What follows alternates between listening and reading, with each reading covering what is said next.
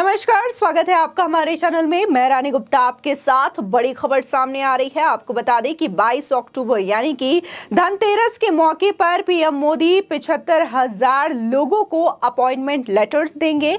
आपको बता दें, दरअसल ये लेटर पीएम के द्वारा दिया जा रहा है उन लोगों को जिनकी नियुक्ति भारत सरकार में हुई है। इसी के साथ ही 38 विभागों और मंत्रालयों में ये नियुक्ति की गई है। इसी के साथ ही कहा जा रहा है कि आने वाले 1.5 साल के भीतर करीब 10 लाख नौकरियां कई युवाओं को मिलने वाली है। यानी कि जिन लोगों को सरकारी नौकरी का इंतजार था, ये इंतजार अब खत्म होने की कगार पर है।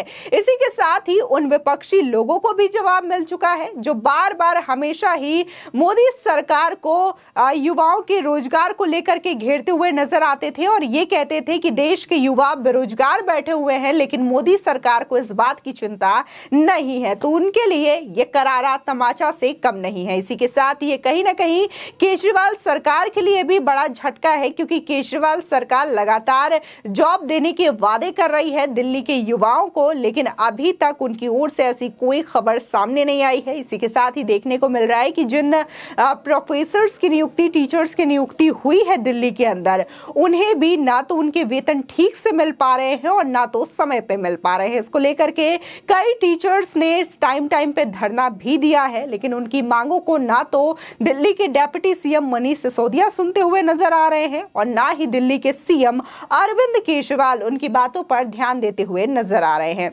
इसी के साथ ही जो विपक्षी ये भी सवाल उठाते थे कि भारत की अर्थव्यवस्था लगातार गिरती हुई नजर आ रही है और ग्लोबल तरीके से अगर देखा जाए तो अमेरिका, यूएस जैसे तमाम जो देश है उनसे भारत की अर्थव्यवस्था, इकोनॉमी कहीं ना कहीं बहुत ज्यादा नीचे जा रही है, जिससे कि लगातार महंगाई का स्तर बढ़ता जा रहा है।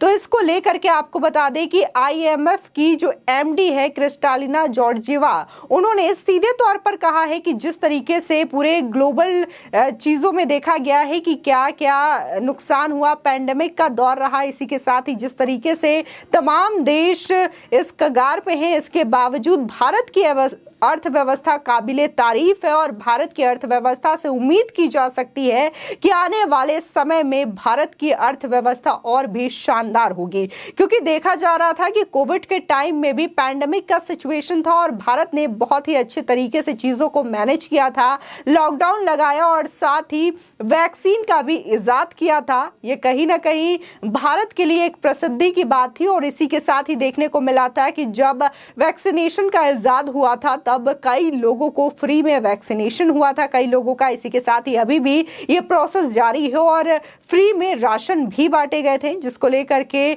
समय समय पर चीजें तारीफों के काबिल रही हैं। लेकिन हमेशा से विपक्षी पार्टियां इन चीजों को घेरती हुई आई है, महंगाई के मुद्दे पर, बेरोजगारी के मुद्दे पर। तो ये दोनों ही सवालों पर विपक्षी को मोदी सरकार की ओर से करारा जवाब मिला है। इसी के साथ ही आईएमएफ की चीफ और मैनेजिंग डायरेक्टर की ओर से जो चीजें कही गई है उससे भी सुनकर विपक्षी सन्न हो सकते हैं। आपको बता दें, सरकारी नौकरी की चाह रखने वालों के लिए अच्छी खबर सामने है। भारत सरकार 22 अक्टूबर से रोजगार मेला शुरू कर रही है। लॉन्चिंग में पीएम नरेंद्र मोदी 75,000 लोगों को नियुक्ति पत्र यानी कि अपॉइंटमेंट लेटर जारी करेंगे। इन सभी को दिवाली से पहले यानी कि धनतेरस के मौके पर सरकारी नौकरी का तोहफा मिलेगा। इनकी पोस्टिंग 38 मंत्रालयों और विभागों में अलग अलग लेवल पर की जाएगी। आपको बता दें, रोजगार मेला के तहत 10 लाख सरकारी नौकरियां देने की भी योजना बनाई गई है। प्रधानमंत्री कार्यालय की ओर से मिली जानकारी के मुताबिक UPSC, SSC, railway recruitment board यानी कि आरआरबी जैसी एजेंसियों की मदद से मंत्रालय और विभाग मिशन मोड में भर्ती कर रहे हैं। बता दें कि पीएम मोदी 22 अक्टूबर को 75,000 कर्मचारियों को वर्चुअल तरीके से उनके अपॉइंटमेंट लेटर जारी करेंगे। ये कर्मचारी विभिन्न मंत्रालयों, विभागों में अपनी ज्वाइनिंग करेंगे। इनकी joining group A, group B gazetted और ग्रुप बी नॉन गजटेड और ग्रुप सी में होगी। केंद्र सरकार के अनुसार इनके पदों में केंद्रीय सशस्त्र बलों के अलावा सब inspectors, constables, lower division clerk यानी कि LDC, steno, personal assistants, income tax inspector और मल्टीटास्किंग स्टाफ शामिल रहेंगे। बता दें कि पीएम मोदी ने जून में ऐलान किया था कि 10 लाख नौकरियां दी जाएंगी। बेरोजगारी को लेकर के विपक्ष के हमलों के जवाब में सरकार ने ये घोषणा की थी। इसी के साथ ही 2024 में आम चुनाव से पहले मोदी सरकार के इस कदम को रणनीतिक रूप से राजनीतिक शिफ्ट की तरह भी देखा जा रहा है। 1.5 लाख से 10 लाख नौकरियां देकर सरकार विपक्ष की धार कूद करके चुनाव में उतरना चाहती है। बता दें कि 2019 की ऑफिशियली रिपोर्ट्स के मुताबिक सरकारी नौकरियों में हर 5वां पद इस वक्त खाली पड़ा हुआ है। प्रधानमंत्री कार्यालय ने कहा है कि भर्ती प्रक्रिया में तेजी लाने के लिए रोजगार मेले में चयन प्रक्रिया सरल और तकनीक सक्षम है। इसी के साथ ही पीएमओ के बयान के मुताबिक प्रधानमंत्री इस अवसर पर इन नियुक्तियों को भी संबोधित करेंगे, यानी कि जिन लोगों की नियुक्ति की जाएगी उनसे भी वो संबोधन करेंगे, उनसे बातचीत करेंगे। इसी के साथ ही पीएमओ के अनुसार युवाओं को रोजगार के अवसर प्रदान करने और नागरिकों का कल्याण सुनिश्चित करने के लिए प्रधानमंत्री की निरंतर प्रतिबद्धता को पूरा करने की दिशा में ये एक महत्वपूर्ण कदम होगा।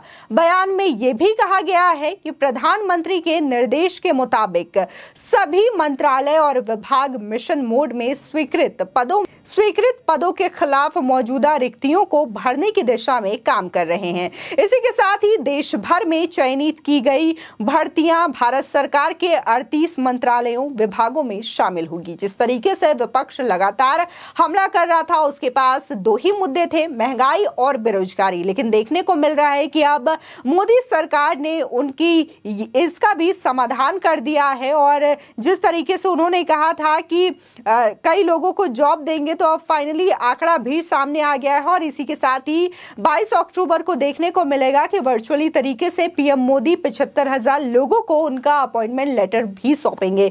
यानी कि जो वादा किया था अब वो पूरा भी हो चुका है और जो एक डॉक्यूमेंटल वर्क होता है, उनके अपॉइंटमेंट लेटर होता है, वो भी सौंप दिया जाएगा, जिसके बाद ये जो लोग हैं वो अपने काम में ज्वाइन कर सकेंगे, यानी कि इन विभागों में उनकी ज्वाइनिंग हो जाएगी। इसी के साथ ही जिस तरीके से महंगाई में बार बार बोलते हुए विपक्षी आए हैं तमाम, चाहे बात हम कांग्रेस की कर लें या फिर अरविंद केजरीवाल सरकार की कर लें, तमाम ऐसे नेता रहे हैं जिन्होंने समय समय पर बेरोजगारी और महंगाई के मुद्दे पर मोदी सरकार को घेरा है, लेकिन अब उनको भी ये जवाब मिल चुका है। और जिस तरीके से ये बातें कही गई है IMF की मैनेजिंग डायरेक्टर के द्वारा, तो ये कहीं ना कहीं उनके लिए करारा तमाचा और करारे झटके से कम नहीं है, क्योंकि अब ग्लोबल तरीके से भी इसका बखान किया जा रहा है, भारत की अर्थव्यवस्था का बखान किया जा रहा है और ये कहा जा रहा है कि जिस सिचुएशन में भारत उभर करके आया है उसके बाद भी भारत की अर्थव्यवस्था कहीं ज्यादा अच्छी है और भारत से दुनिया को उम्मीद है और कहीं ना कहीं भारत इस दुनिया के लिए एक किरण के समान है जो कि दिशा दिखाने का काम करेगी। यानी कि प्रधानमंत्री का जो विजन है भारत को विश्व गुरु बनाना, वो भी कहीं ना कहीं सच साबित होता हुआ नजर आ रहा है और इस राह में भारत चलता हुआ दिखाई दे रहा है। तभी जो पैंडेमिक के टाइम पर ये चीजें देखी गई थी उसका अनुसरण कैसे विश्व के लोगों ने किया, लॉकडाउन लगाया, जो कि लॉकडाउन देखने को मिला था कि सबसे पहले भारत में लगा था।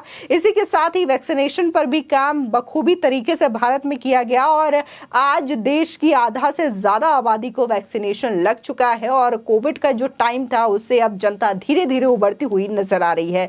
फिलहाल आपकी इस खबर पर क्या राय है हमारे कमेंट सेक्शन में जरूर बताएं। आगे की और भी अपडेट के लिए चैनल को सब्सक्राइब करना ना भूलें।